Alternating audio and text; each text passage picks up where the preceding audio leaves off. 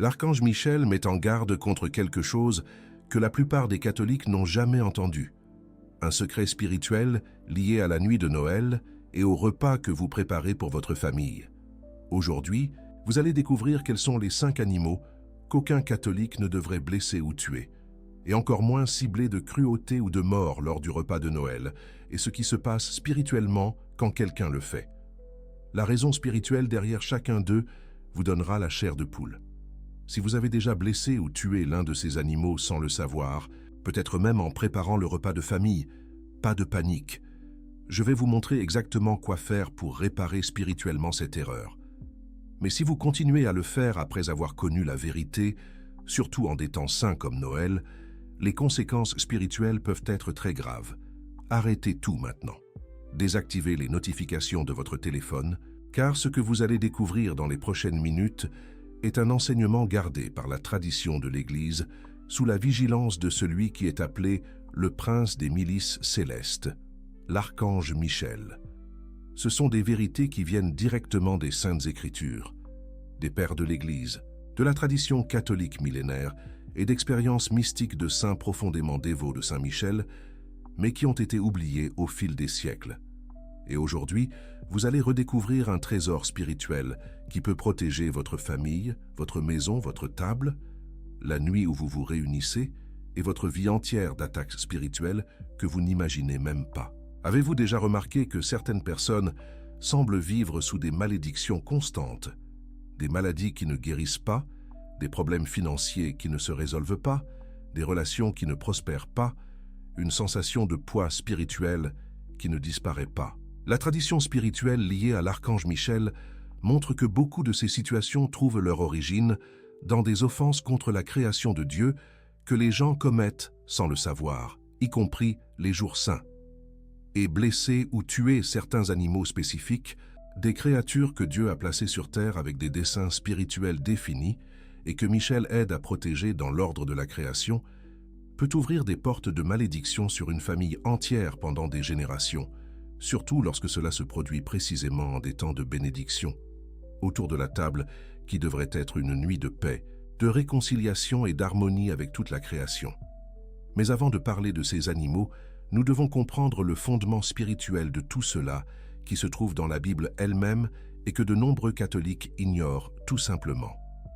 Dans la Genèse, chapitre 1, verset 21, il est écrit que Dieu créa les grands monstres marins et tous les êtres vivants qui se meuvent et vivent dans les eaux, et tous les oiseaux selon leurs espèces. Et le verset continue en disant quelque chose de puissant. Et Dieu vit que cela était bon. Non seulement utile, non seulement fonctionnel, mais bon. Il y avait une bonté intrinsèque dans la création. Il y avait un dessein divin. Il y avait une signification spirituelle profonde. Saint François d'Assise comprenait cela parfaitement. Il appelait les animaux frères et sœurs, parlait aux oiseaux, et il l'écoutait. Il dompta le loup féroce d'un village de la campagne française avec de simples mots de respect et d'amour. Pourquoi? Parce qu'il reconnaissait que toute créature porte en elle la marque du Créateur. Et agresser certaines créatures spécifiques que Dieu a séparées pour des desseins spirituels, c'est agresser symboliquement Dieu lui-même. C'est rejeter la sagesse divine, c'est rompre des alliances spirituelles très anciennes que les anges, sous le commandement de Saint Michel, aident à garder. Des saints profondément unis à Saint Michel, comme le Père Pio et tant d'autres, ont étudié avec sérieux les textes des pères de l'Église, notamment Saint Basile le Grand, qui a écrit des traités entiers sur la création et le rôle de chaque animal dans le plan divin. Et, à travers des expériences mystiques, des visions célestes et une vie de prière intense, ces saints ont reçu des lumières très claires sur 5 animaux spécifiques que les catholiques devraient protéger, respecter, ne jamais blesser ou tuer sans extrême nécessité, non par superstition, non par croyance populaire, mais par un fondement biblique solide et par une sagesse spirituelle millénaire. Et, à mesure qu'il méditait sur l'incarnation et le Dieu fait enfant dans une crèche entourée d'animaux, il comprenait encore mieux la gravité de blesser ces créatures, précisément à cette époque où le ciel s'incline de manière spéciale sur la terre et où les anges, sous le commandement de Saint Michel, chantent « Gloire à Dieu au plus haut des cieux sur le monde ».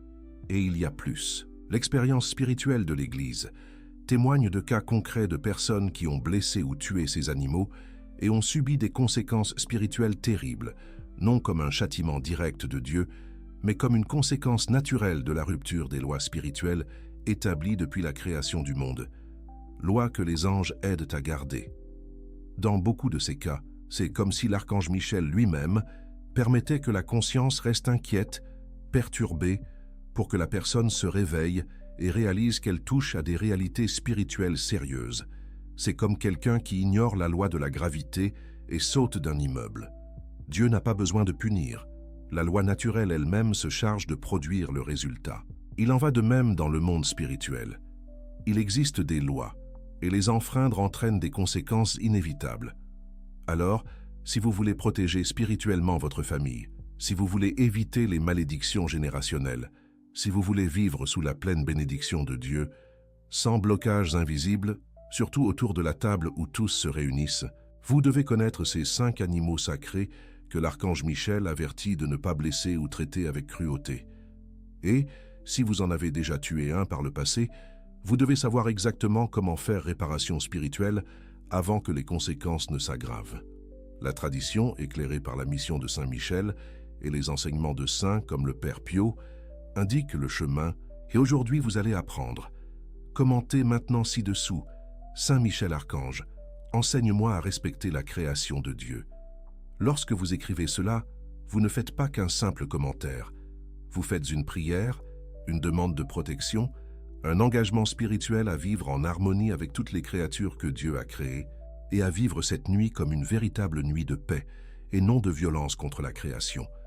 Et laissez votre « j'aime » si vous n'aviez jamais entendu parler de cet enseignement profond.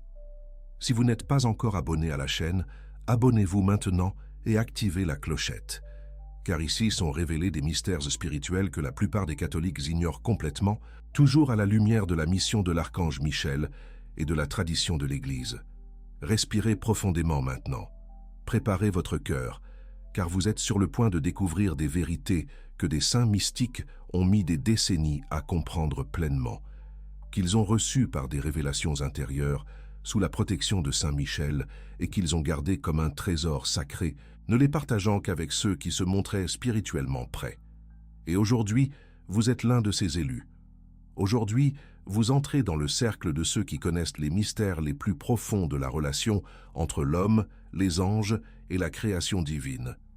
Et vous allez apprendre comment cela se connecte directement à la manière dont vous organisez, préparez et vivez le repas en famille. Maintenant, nous allons révéler les 3 premiers animaux sacrés qu'aucun catholique ne devrait blesser ou tuer, encore moins les jours saints, et surtout pas autour de la table en famille. Prêtez une attention particulière, car chacun d'eux a un fondement biblique clair et porte une signification spirituelle très profonde qui peut impacter votre vie de manière que vous n'imaginez même pas. Premier animal sacré, la colombe. Premier animal sacré, la colombe. La colombe est le premier et le plus évident des animaux qu'aucun catholique ne doit tuer. Et la raison va bien au-delà du fait qu'elle soit belle ou inoffensive. La colombe est le symbole explicite de l'Esprit Saint. Lorsque Jésus fut baptisé dans le Jourdain, les cieux s'ouvrirent et l'Esprit Saint descendit sur lui sous la forme d'une colombe. Matthieu, chapitre 3, verset 16, le rapporte avec une clarté absolue. Il n'était pas nécessaire que l'Esprit Saint prenne une forme visible, mais Dieu a choisi la colombe spécifiquement pour révéler quelque chose de profond sur sa nature. Douceur, pureté, paix, fidélité.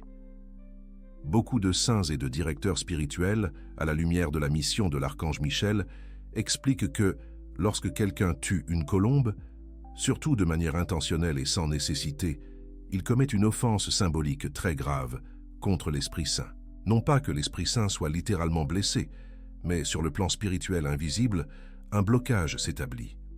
La personne qui tue la colombe crée une barrière entre son âme et l'action de l'Esprit Saint. Les grâces divines rencontrent une résistance pour s'écouler. L'inspiration spirituelle diminue, le discernement devient trouble, la paix intérieure s'évanouit et les anges, avec Saint Michel à leur tête, doivent lutter encore plus pour défendre cette âme. Un jeune homme, Father Pierre Tatio, dévot de Saint Michel, raconta qu'irrité par les colombes qui se posaient sur le toit de sa maison et salissèrent le balcon, il commença à leur lancer des pierres puis des plombs de carabine, en tuant plusieurs par colère. Les semaines suivantes, il commença à faire des cauchemars où il voyait sa propre maison entourée de fumée sombre, et au milieu de cette obscurité, il essayait de prier sans y parvenir. Il se réveillait en sueur, le cœur serré, sentant une présence lourde. Un jour, lors d'une mission de Saint-Michel dans la paroisse, il entendit une prédication sur le respect de la création et sur la colombe comme symbole de l'Esprit Saint. À cet instant, il réalisa et comprit.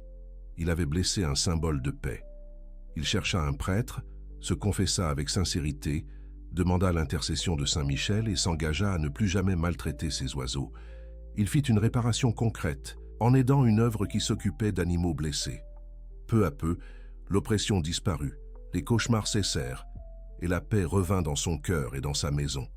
La colombe apparaît également dans l'Ancien Testament comme symbole de la fidélité conjugale et de la pureté. Dans le Cantique des Cantiques, l'aimé appelle l'aimé ma colombe. Dieu a choisi cet animal pour représenter l'Église, l'épouse du Christ.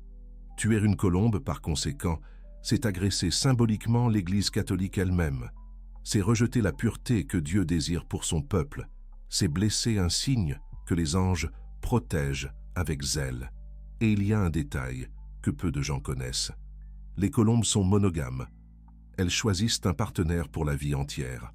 Si le partenaire meurt, souvent la colombe survivante refuse un autre compagnon et vit en une sorte de célibat jusqu'à la fin de sa vie. Cette fidélité extraordinaire est le reflet de la fidélité de Dieu envers son peuple. Tuer une colombe qui est en couple est particulièrement grave, car vous détruisez cette image vivante de la fidélité divine. Beaucoup de directeurs spirituels conseillent, si une colombe entre dans votre maison, ne la tuez pas, ne l'expulsez pas avec violence. Recevez-la avec respect, comme messagère de paix. Ouvrez la fenêtre, laissez-la sortir naturellement et remerciez Dieu pour cette visite en demandant la protection de Saint-Michel sur votre maison. Des prêtres racontent que les maisons qui respectent les colombes ont plus de paix, moins de disputes conjugales, plus d'harmonie familiale. Ce n'est pas de la magie, c'est une loi spirituelle. Respecter le symbole de l'Esprit Saint attire l'action de l'Esprit Saint, et cela est particulièrement vrai en ces nuits de Noël où les familles demandent la paix sans se rendre compte que souvent, elles blessent le symbole même de la paix. Deuxième animal sacré, l'agneau. Deuxième animal sacré, l'agneau. L'agneau est le deuxième animal qu'aucun catholique ne devrait tuer sans extrême nécessité. Et ici, nous devons faire une distinction importante. La tradition de l'Église ne dit pas qu'il est interdit de manger de la viande d'agneau. Jésus lui-même a mangé de l'agneau lors de la dernière scène, car c'était l'agneau pascal. Ce que la spiritualité chrétienne avertit, sous le regard de l'archange Michel, c'est contre le fait de tuer des agneaux de manière cruelle, inutile, sportive ou par méchanceté, et contre le fait de banaliser cet acte, surtout en des temps saints. L'agneau est le symbole suprême de Jésus-Christ. Jean-Baptiste, en voyant Jésus, s'exclama « Voici l'agneau de Dieu qui enlève le péché du monde ». Dans l'Apocalypse, Jésus est appelé à plusieurs reprises « l'agneau qui a été immolé ». Toute la théologie de la rédemption tourne autour de l'image de l'agneau sacrificiel. Agresser un agneau gratuitement, par conséquent, c'est agresser symboliquement le Christ lui-même. Il y avait, dans la campagne, un boucher connu pour se moquer des agneaux. Il les tirait par les pattes, riait de leur peur, prolongeait leur souffrance avant de les abattre, juste pour s'amuser. Avec le temps, il commença à faire des rêves perturbants. Il voyait un agneau ensanglanté, avec un regard doux et triste, le fixant en silence, tandis qu'en arrière-plan, il semblait entendre un son de trompette et de bataille, comme si les anges étaient au combat. Il se réveillait avec la poitrine serrée, sans pouvoir expliquer son angoisse. Un jour, lors d'une confession dans une paroisse dédiée à Saint-Michel, il ouvrit son cœur au prêtre. Le prêtre fut direct. « Vous blessez dans le symbole celui qui s'est livré pour vous. Saint-Michel permet que votre conscience soit éveillée, pour que vous arrêtiez avant qu'il ne soit trop tard. » À partir de là, l'homme changea complètement sa façon de traiter les animaux. Il abandonna la cruauté, commença à les abattre avec le plus grand respect et, peu après, décida même de changer de profession. Quand ils prirent cette décision, l'oppression se dissipa comme la brume devant le soleil. Dans la Bible, l'agneau représente aussi l'innocence et la douceur. Isaïe, chapitre 53, verset 7, prophétisant sur le Messie, dit « Il a été maltraité, mais il a tout supporté avec humilité et n'a pas ouvert la bouche, comme l'agneau mené à l'abattoir. » Tuer un agneau cruellement, c'est rejeter ces vertus que Dieu valorise tant. Douceur, humilité, innocence. Et les anges qui contemplent la face de Dieu s'attristent devant ce rejet. Des prêtres expérimentés racontent que les familles qui élèvent des agneaux et les traitent avec cruauté voient souvent leurs enfants devenir violents et rebelles. Ce n'est pas une coïncidence, c'est une loi spirituelle. Ce que vous semez dans la création, vous le récoltez dans vos descendants. La cruauté envers les agneaux engendre la cruauté chez les enfants. Le respect des agneaux cultive la douceur chez les enfants. Et il y a un autre aspect profond. L'agneau fut l'animal choisi par Dieu pour être sacrifié lors de l'Exode, et son sang sur les portes protégea les premiers-nés israélites de la mort. L'agneau pascal sauva des vies. Son sang apporta la libération de l'Égypte. Tuer des agneaux de manière irrespectueuse, c'est mépriser ce symbolisme de protection et de libération que Dieu a établi depuis les temps anciens, symbolisme que Michel, en tant que défenseur du peuple de Dieu, aide à garder. Lorsque cela se produit dans le contexte d'une table où l'on célèbre la naissance de l'agneau de Dieu, le geste devient encore plus lourd spirituellement. Consommer de la viande n'est pas le problème.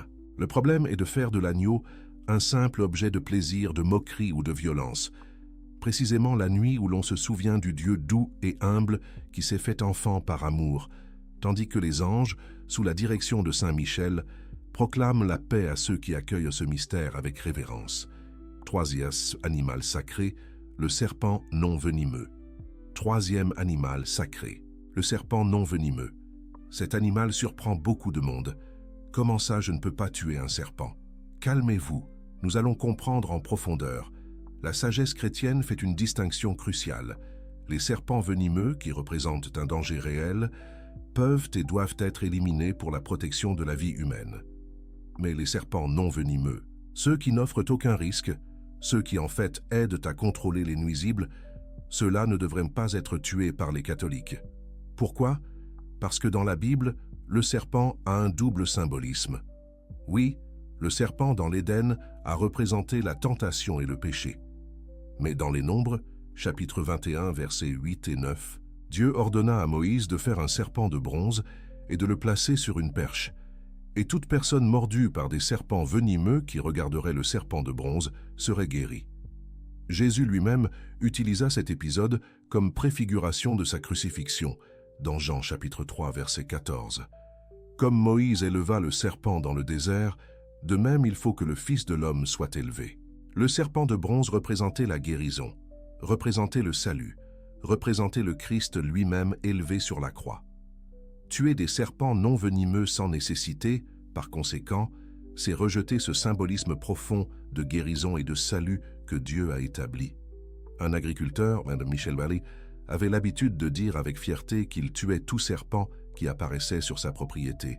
Il ne voulait même pas savoir s'il était venimeux ou non.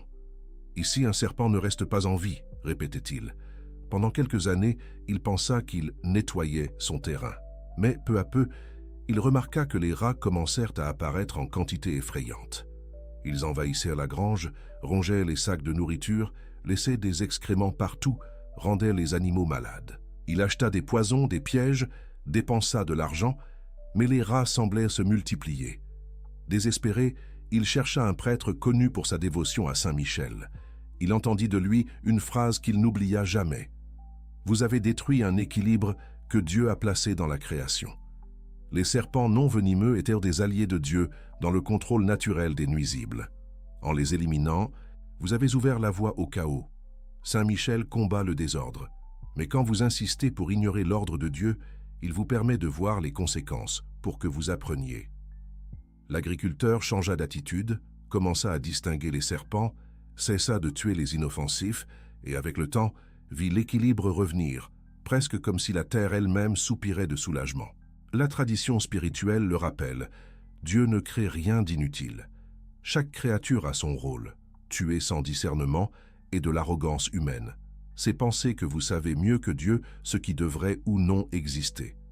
Cette sagesse s'applique parfaitement aux serpents non venimeux. Et il y a un détail mystique transmis par des personnes de prière. Les serpents ont la capacité de percevoir certaines énergies et vibrations dans la nature que les humains ne perçoivent pas. Plusieurs fois, des serpents non venimeux fuient des lieux où des forces malignes agissent. Si vous respectez ces serpents, ils peuvent fonctionner comme des signes discrets que quelque chose ne va pas dans cet environnement. Tuer ces créatures, c'est éliminer un instrument que Dieu a placé dans la création pour notre protection indirecte, quelque chose que les anges, sous le commandement de Saint Michel, savent très bien. Maintenant, pensez, combien de fois, lors des fêtes de fin d'année, des gens tuent des animaux par pure aversion, par impulsion, sans nécessité?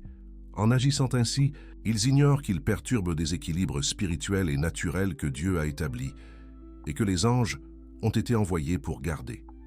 Ce sont les 3 premiers animaux sacrés, mais il en manque 2, les plus surprenants et peut-être les plus importants spirituellement, et qui se connectent directement à la vie familiale, au foyer et à l'atmosphère de la table autour de laquelle tous se réunissent.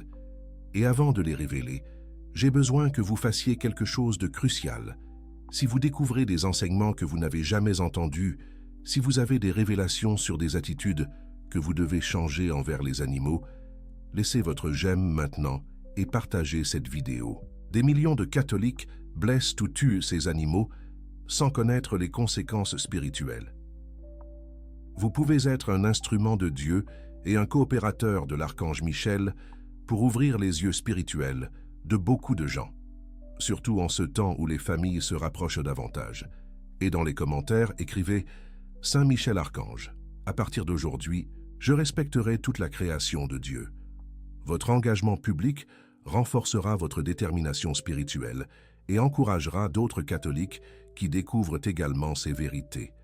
Maintenant, passons au 4e animal sacré que la tradition, sous le regard de Saint Michel, considère comme l'un des plus importants, mais que pratiquement personne ne connaît. C'est un mystère que très peu de catholiques connaissent, mais quand vous le découvrez, il transforme complètement votre relation avec la providence divine, y compris lorsque vous regardez par la fenêtre à cette époque et voyez le ciel, les toits et les petits oiseaux que Dieu envoie comme signe. 4e animal sacré, l'hirondelle. 4e animal sacré, l'hirondelle. L'hirondelle est le 4e animal qu'aucun catholique ne devrait tuer, et la raison va vous surprendre. Dans le psaume 84, versets 3 et 4, il est écrit quelque chose de magnifique. Même le passereau a trouvé une maison, et l'hirondelle un nid pour elle, où elle dépose ses petits près de tes autels, Éternel des armées, mon roi et mon Dieu. Avez-vous remarqué? Les hirondelles font leur nid près des autels de Dieu. Elles sont attirées par la présence divine.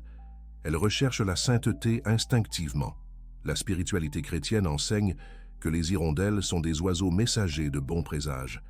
Lorsqu'une hirondelle fait son nid dans votre maison, c'est le signe que Dieu bénit cette famille. C'est le signe que des anges, parmi eux, Saint Michel et ceux qui luttent sous son commandement, protègent ce foyer. C'est le signe que des grâces spéciales viendront. Tuer une hirondelle ou détruire son nid, c'est rejeter ses bénédictions, c'est expulser la protection angélique, c'est bloquer les grâces que Dieu préparait. Il y a un témoignage émouvant d'une famille qui, au milieu de graves problèmes financiers, vit une hirondelle construire un nid juste à la fenêtre du salon, précisément au moment où les villes se parèrent déjà pour les fêtes. Le mari, Jean, irrité, voulut détruire le nid, disant que l'hirondelle salissait tout, mais l'épouse, Marie, dévote de l'archange Michel, se souvint avoir entendu dire que les hirondelles apportent des bénédictions. Elle implora son mari, « Ne détruis pas le nid, laissons l'hirondelle rester. » Le mari, à contre-cœur, accepta.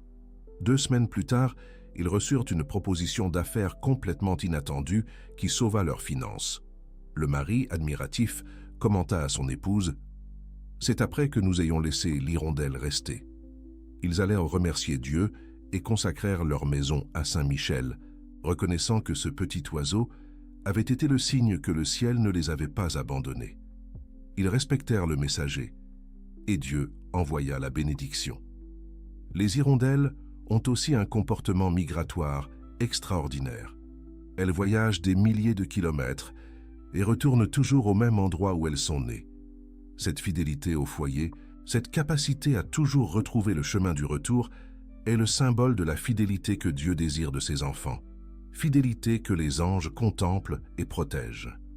Tuer une hirondelle, c'est rejeter symboliquement la vertu de la fidélité. Beaucoup de confesseurs avertissent, celui qui tue des hirondelles perd souvent son chemin dans la vie. Il commence à errer sans but, perd le sens de la direction spirituelle. Il ne parvient plus à retrouver le chemin de Dieu. Ce n'est pas une malédiction magique, c'est la conséquence de la rupture d'une loi spirituelle établie dans la création. Et il y a plus. Les hirondelles se nourrissent d'insectes en plein vol. Elles contrôlent naturellement les nuisibles comme les moustiques, les mouches, les moucherons. Elles sont les alliés de Dieu dans le maintien de l'équilibre écologique. Les tuer, c'est détruire le système que Dieu a créé pour protéger la santé humaine des maladies transmises par les insectes, quelque chose que la sagesse divine, assistée par les anges, a organisé avec perfection. Maintenant, imaginez cela précisément au moment où vous décorez la maison pour Noël, allumez les lumières, préparez le repas, dressez la table avec soin, et en même temps détruisez le nid d'un petit oiseau que Dieu a permis de s'approcher de votre maison comme signe de sollicitude. Combien de bénédictions sont expulsées sans que personne ne s'en rende compte? Combien de grâces sont reportées parce que, au lieu d'accueillir le signe, quelqu'un s'est irrité de la saleté du nid? 5e animal sacré. Le coq, 5e animal sacré, le coq. Et maintenant, nous arrivons au 5e et dernier animal qu'aucun catholique ne devrait tuer sans extrême nécessité, le coq. Et la raison est profondément biblique et chargée d'une signification spirituelle qui peut changer votre vie pour toujours. Le coq est éternellement lié à l'histoire de Saint Pierre. Lorsque Jésus fut arrêté, Pierre le renia 3 fois avant que le coq ne chante. Matthieu, chapitre 26, verset 74, rapporte « Alors Pierre commença à maudire et à jurer « Je ne connais pas cet homme ». Et aussitôt, le coq chanta. Le chant du coq fut l'instrument que Dieu utilisa pour éveiller la conscience de Pierre. Ce fut le son qui amena Pierre au repentir. Ce fut l'alarme divine qui sauva le premier pape de la perdition éternelle.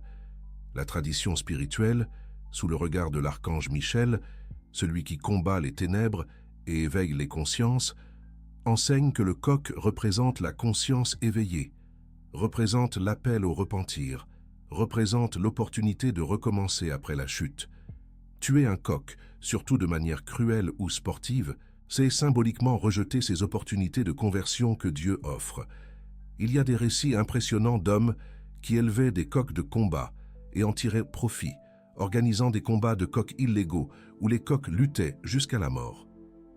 Beaucoup d'entre eux commencèrent à ressentir une terrible inquiétude dans leur conscience. Ils ne parvenaient pas à dormir en paix. Ils ressentaient constamment un poids sur la poitrine. L'un d'eux raconta que la nuit, il avait l'impression d'entendre des chants de coqs mêlés à des cris, comme si quelqu'un l'appelait à se réveiller d'un rêve sombre qu'il avait lui-même choisi de vivre. En cherchant une orientation spirituelle, il entendit une parole claire d'un prêtre. « Vous transformez en spectacle ce que Dieu a voulu comme signe de vigilance et de conversion. Vous détruisez des instruments qui rappellent à l'humanité de se réveiller. Le coq a éveillé Pierre. Vous êtes en train de faire taire cet appel. » C'était comme si Saint Michel, par le biais de la conscience, frappait à la porte de l'âme et disait « Réveille-toi, il est encore temps de changer. » Le coq symbolise aussi la vigilance. Il chante à l'aube annonçant le jour nouveau. Jésus dit dans Marc chapitre 13 verset 35 « Veillez donc, car vous ne savez quand viendra le maître de la maison, si ce sera le soir, ou au milieu de la nuit, ou au chant du coq, ou le matin. » Le coq est directement associé à la vigilance spirituelle que Jésus nous a ordonné d'avoir, vigilance que Saint Michel incarne de manière parfaite dans le combat contre le mal. Beaucoup de chrétiens anciens croyaient que le chant du coq éloigne les démons. Dans la spiritualité ancienne, les démons ont plus de pouvoir pendant la nuit. Le chant du coq à l'aube annonce que le jour arrive et les démons reculent.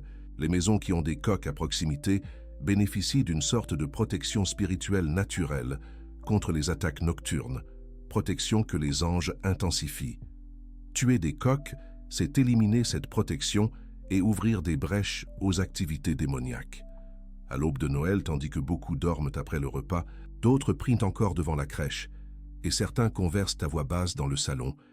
Quelque part, un coq chante annonçant qu'un nouveau jour est en train de naître, rappelant que le Christ est la lumière qui entre dans le monde. Faire taire ce symbole par cruauté, par négligence ou par une tradition vide, c'est, sur le plan spirituel, faire taire un avertissement de Dieu, précisément la nuit où la lumière est entrée dans l'histoire.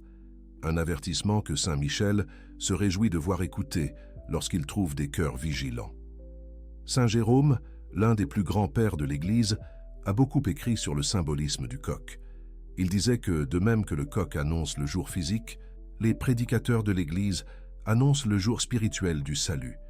Tuer un coq, c'est symboliquement faire taire les prédicateurs, rejeter l'annonce de l'Évangile, une attitude qui va à l'encontre de la mission que Michel protège, la propagation de la vérité.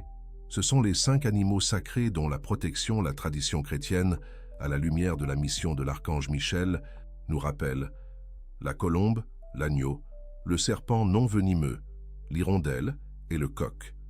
5 créatures qui portent un symbolisme biblique profond, qui ont des desseins spirituels spécifiques dans la création, qui doivent être respectés et protégés par les catholiques conscients, surtout en des temps sacrés où le cœur est plus sensible et le ciel se rapproche davantage de la terre. Maintenant, vous vous demandez peut-être: mais si j'ai déjà tué l'un de ces animaux par le passé? Et si je l'ai fait en préparant la table ou par ignorance? Suis-je condamné? Y a-t-il des conséquences irréversibles? Calmez-vous. La même tradition qui avertit enseigne aussi exactement quoi faire pour la réparation spirituelle. Comment purifier cette faute? Comment restaurer les bénédictions bloquées? Comment fermer les brèches spirituelles ouvertes? Toujours en demandant l'aide de l'archange Michel, qui a été envoyé pour nous défendre et nous aider à recommencer. Et maintenant vient l'un des points les plus importants. Comment faire réparation spirituelle si vous êtes déjà tombé dans cette erreur? Si vous avez tué une colombe, vous devez faire une confession spécifique de ce péché. Expliquez au prêtre que vous avez offensé le symbole de l'Esprit Saint et méprisé un signe que les anges défendent avec zèle. Demandez une pénitence liée à la réparation de cette offense. Beaucoup de directeurs spirituels recommandent de réciter la neuvaine à l'Esprit Saint, d'invoquer également la protection de Saint Michel sur votre esprit et votre cœur, et de faire un don à une cause qui protège les oiseaux. La réparation doit être concrète, pas seulement un sentiment de culpabilité. Si vous avez tué un agneau de manière cruelle, en plus de la confession, il est recommandé de faire pénitence par le jeûne. Jeûnez la viande d'agneau de manière permanente en réparation et méditez profondément sur la passion du Christ, reconnaissant que l'agneau de Dieu a souffert pour vous. Offrez cette souffrance méditative comme réparation pour la cruauté commise, en demandant à Saint Michel de combattre en vous toute dureté de cœur et toute violence. Si vous avez tué des serpents non venimeux, confessez-vous et demandez conseil au prêtre confesseur sur la manière de réparer. Il peut être très utile d'étudier l'équilibre écologique que Dieu a établi dans la création et de vous engager à éduquer d'autres personnes sur l'importance de chaque créature dans le plan divin. Demandez à Saint Michel, défenseur de l'ordre de Dieu, de guérir en vous toute tendance à détruire sans discernement. Si vous avez détruit des nids d'hirondelles ou tué ces oiseaux, en plus de la confession, faites un don à une cause de protection des oiseaux migrateurs. Et si des hirondelles reviennent faire leur nid dans votre maison, recevez-les avec gratitude, comme signe que Dieu a pardonné et qu'il restaure ses bénédictions sur vous, et consacrez ce foyer à Saint Michel, en lui demandant de tenir éloigné toute ombre de découragement et de désespoir. Si vous avez tué des coqs de manière cruelle ou participé à des combats de coqs, la réparation est plus sérieuse. En plus de la confession sacramentelle, il est nécessaire de faire une restitution financière. Si vous avez tiré profit de combats de coqs, donnez cet argent à des œuvres de charité. Récitez le chapelet de la miséricorde divine pendant 30 jours consécutifs et invoquez Saint Michel tous les jours, en lui demandant d'éveiller votre conscience chaque fois que vous êtes sur le point de blesser une créature de Dieu. Engagez-vous publiquement à ne plus jamais participer à aucune forme de cruauté animale. À partir d'aujourd'hui, votre relation avec la création de Dieu doit changer complètement. Il ne s'agit pas d'adorer les animaux, ce serait de l'idolâtrie. Il ne s'agit pas de placer les animaux au-dessus des humains, ce serait du désordre. Il s'agit de reconnaître que toute créature a un dessein dans le plan divin, que Dieu ne crée rien d'inutile, que respecter la création, c'est honorer le Créateur. Et, lorsque vous vous réunissez à table avec ceux que vous aimez, il s'agit de comprendre que la nuit où le Verbe se fait chair ne s'accorde pas avec le sang versé par caprice, cruauté ou ignorance, et que les anges, dirigés par Saint Michel, se réjouissent lorsqu'ils trouvent des foyers où cette vérité est respectée. Les saints vivaient cela intensément. Des témoins racontent que des oiseaux se posaient sur leurs mains pendant leur promenade, que des animaux sauvages s'approchaient d'eux sans crainte, que beaucoup conversaient avec les créatures comme le faisait saint François. Ce n'était pas un phénomène inexplicable, c'était simplement le résultat de vivre en pleine harmonie avec toute la création de Dieu sous la garde des anges. Vous pouvez vivre la même harmonie. Commencez par enseigner à vos enfants dès leur plus jeune âge à respecter ces 5 animaux sacrés. Racontez-leur les histoires bibliques liées à chacun. Montrez-leur que la vraie foi catholique inclut la révérence pour toute la création et que l'archange Michel protège ceux qui respectent l'ordre que Dieu a établi. Quand une colombe apparaît, enseignez. Regardez, c'est le symbole de l'Esprit Saint honoré par les anges. Quand ils voient un agneau expliqué, Jésus est appelé l'agneau de Dieu et Saint Michel l'adore comme Seigneur. Quand ils rencontrent un serpent non venimeux, au lieu de le tuer, enseignez à l'identifier et à le respecter. Quand des hirondelles font leur nid, célébrez-le comme une bénédiction envoyée d'en haut. Quand le coq chante à l'aube, surtout à l'aube de Noël, rappelez, c'est l'appel à la vigilance que Jésus nous a enseigné, et Saint Michel nous aide à rester debout. Et en préparant et en vivant ces moments en famille, souvenez-vous de ces 5 animaux et de tout ce qu'ils représentent. La table, la nourriture, la famille, les prières, tout cela doit être en harmonie avec la paix que les anges ont annoncée cette nuit-là. Non seulement la paix entre les hommes, mais la paix entre l'homme et toute la création de Dieu. Au final, tout cela se résume à une chose, vivre en harmonie avec la création sous la garde aimante de l'archange Michel. Cette sagesse spirituelle sur les 5 animaux sacrés n'est pas de la superstition. Elle a un fondement biblique solide. Elle a la tradition des pères de l'Église. Elle a l'expérience mystique des saints et la protection constante de l'archange Michel. C'est une théologie authentique, oubliée, qui a besoin d'être redécouverte d'urgence. Et souvenez-vous toujours, respecter ces animaux ne garantit pas que vous deviendrez riche, que vous n'aurez jamais de problème, que vous vivrez sans souffrance. Ce n'est pas un marchandage avec Dieu, c'est simplement vivre en accord avec les lois spirituelles qu'il a établies dans la création, lois que Saint Michel protège avec zèle. Et celui qui vit en accord avec ces lois expérimente des bénédictions naturelles, une protection angélique, des grâces abondantes, parce qu'il est en syntonie avec la volonté divine.